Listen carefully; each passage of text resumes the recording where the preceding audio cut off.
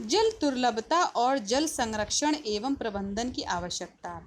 पहले बच्चों देखते हैं कि जल दुर्लभता की परिभाषा क्या है। तो जल के विशाल भंडार तथा नवीकरणीय गुणों के होते हुए भी यदि जल की कमी महसूस की जाए तो उसे जल दुर्लभता कहते हैं। क्या कहते हैं इसे बच्चों? क्या कहते हैं? जल दुर्लभता कहते हैं। ठीक है, यानी कि इतना जल भंडार है हमारी पृथ्वी पर, ठीक है, और नवीकरणीय गुणों से युक्त भी है, वो भरा हुआ भी है, फिर भी क्या होता है, हमें अगर जल की जो कमी है वो महसूस होती है, तो इसी को बच्चों क्या कहते हैं? जल दुर्लभता कहते हैं। भारत में वर्षा में वार्षिक और मौसमी परिवर्तन जो होते हैं बच्चों, उसके कारण जल संसाधनों की उपलब्धता में समय व स्थान के अनुसार अत्यधिक विभिन्नता विद्यमान है। यानी कि जैसे अगर आप ईस्ट में चले जाएं, यानी पूरब में चले जाएं, तो वहाँ पर जो वर्ष भर जो वर्षा होती है उसका क्या कहते हैं? अनुपात अलग होगा। ठीक है, और अगर आप दक्षिण में जाते हैं तो वहाँ पे उस जो वर्षा है वो अलग होगी। ठीक है, और अगर आप उत्तर में जाते हैं, उसी तरीके से पश्चिम में जाते हैं, तो इस तरीके से जो है वर्षा का जो जल है ये अलग अलग जगह जो है मौसम के अनुसार भी भिन्न होता है।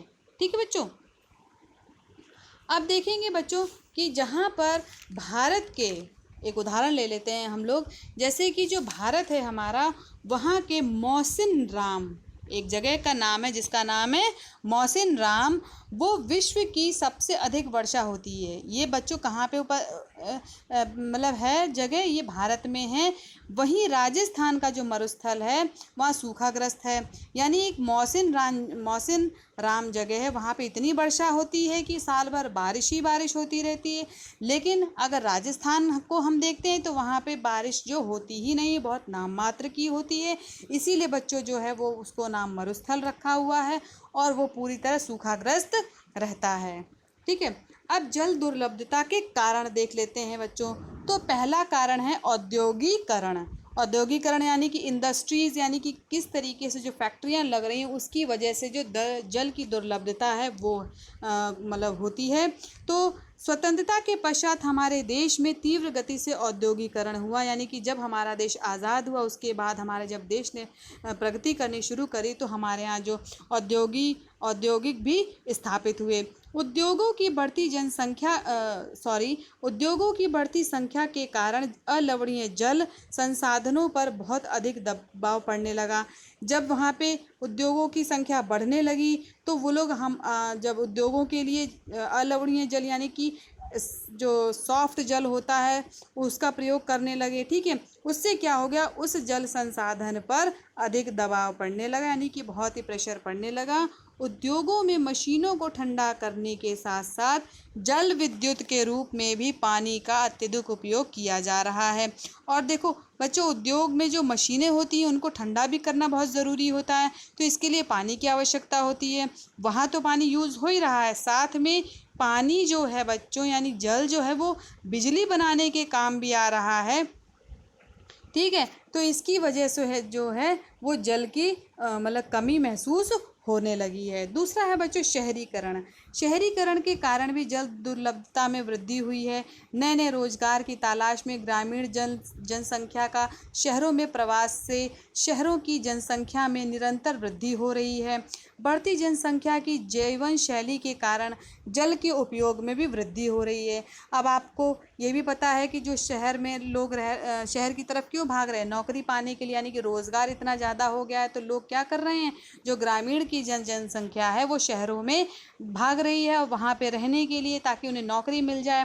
ठीक है, इससे क्या हो रहा है कि जो शहर में जो जनसंख्या निरंतर बढ़ती जा रही है और वहाँ की जो बढ़ती हुई जनसंख्या की वजह से वहाँ के जो जीवन शैली है उसमें भी बहुत असर पड़ रहा है। यानी कि पानी की जो उपयोगिता है वो बढ़ती जा रही है,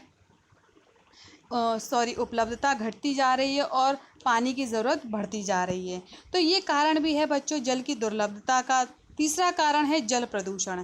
घरेलू एवं औद्योगिक अपशिष्ट पदार्थ, रसायनों, कृषि में प्रयुक्त उर्वरकों एवं कीटनाशकों द्वारा जल का प्रदूषण बहुत बढ़ गया है। यानी कि जो जल है हमारा, इसका जो प्रदूषण है, आपको पता ही है, जैसे जो उद्योग में जो अपशिष्ट पदार्थ होते हैं वो उसी में जल में डाले जाते हैं। रसायन है वो भी मतलब कि उसका जो है निकास है वो जल स्रोतों में कर दिया जाता है। जो कृषि में जो उर्वरक का प्रयोग हो रहा है या कीटनाशक का प्रयोग हो रहा है, जब बारिश होती है तो उससे क्या होता है, ये सारी जो पदार्थ हैं ये सब जल में या नदियों में बह कर के मिल जाते हैं। इससे क्या हो रहा है, जल का प्रदूषण बढ़ रहा है।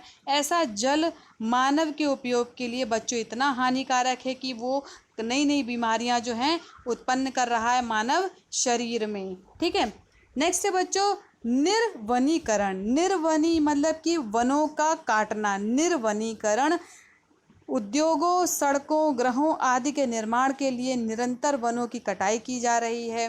वो वृक्ष जो हैं अपनी जड़ों के माध्यम से भौम जल की पुनः प्राप्ति की प्रक्रिया को सुनिश्चित करते हैं। बच्चों आपको पता है जब पेड़ होंगे तो पेड़ क्या करते हैं, उनकी जो जड़ें होती हैं वो पानी को बांध करके रखती हैं। ठीक है, जब पेड़ ही नहीं रहेंगे तो वो पानी को बांध करके, जल के कणों को बांध करके कैसे रख सकते हैं अपने मतलब कि जो भूमि है।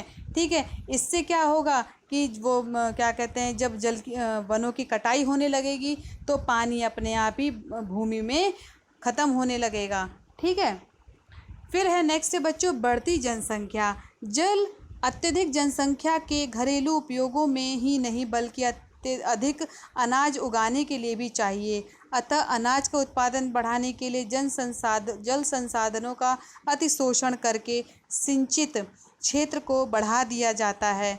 यानी जितना हमें ज़रूरत है जब हमें अनाज की जब जनसंख्या ज़्यादा होगी तो अनाज की ज़्यादा ज़रूरत पड़ेगी। जब अनाज की ज़्यादा ज़रूरत पड़ेगी तो हम खेती ज़्यादा करेंगे।